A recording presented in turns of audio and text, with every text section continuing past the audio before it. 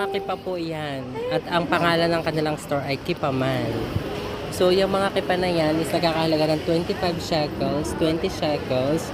So, i-times nyo na lamang po sa 15 pesos. Yun po ang halaga nun. Convertible into peso. So, yan po ang mga kipa.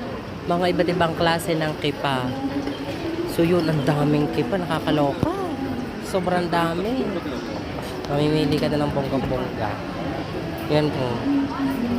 Mga iba't iba siyang klase. May maliit. May mga malalaki na ano. Pero doon sa loob, sobrang dami. Dami niyang stock. May mga pang-Arab, may mga pang-Israeli. Iba't ibang klase ng mga kipa everyone. So, yan. Dito lang po yan sa may Kipaman.